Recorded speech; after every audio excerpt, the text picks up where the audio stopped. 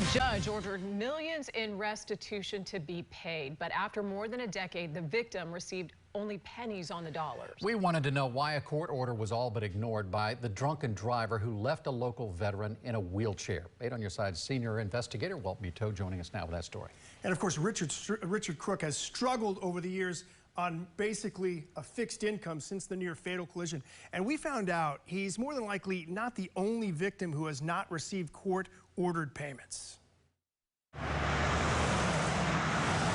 The last time Richard Crook could move without a wheelchair, he was riding his bike in Tampa. I still fight it every day. 13 years ago. I didn't remember any honks, horns, screeches, tires, nothing.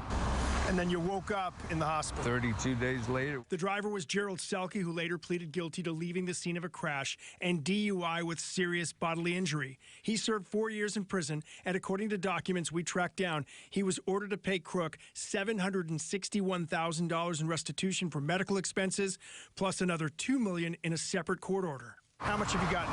$290. That's it? Yes, sir.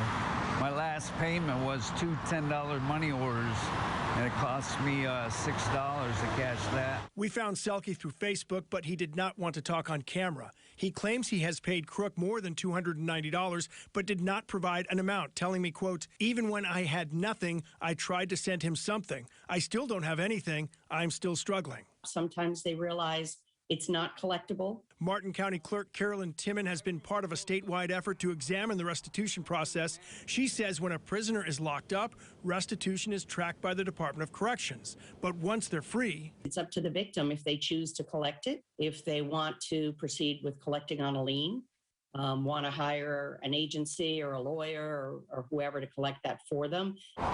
Crook has given up on collecting millions from Selke, but the 63-year-old says on his fixed income, anything would have helped. What would $50 a month mean to you? It helped my electric bill, especially now for the summertime.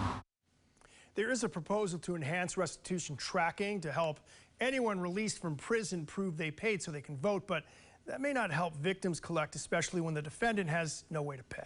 This has been going on for years. It's always been a problem, but why would a judge, I think a lot of people will wonder, why is a judge going to put a restitution on somebody he knows isn't going to be able to pay back the millions and millions of dollars? So the thought is that at some point they may be able to pay it back, that it would be enforceable as a civil matter, and we're told judges will set amounts high to allow the victim to attach a lien on the defendant's future financial gains, including even a lottery win. So the odds, again, like the lottery, against a guy like Richard Crook. Yeah, and the guy you're looking at, he has no nickels to rub together, so he's not paying much at all. Right. All right.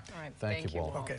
If you have something you want Walt to investigate, call our 8 on your side helpline at 1-800-338-0808.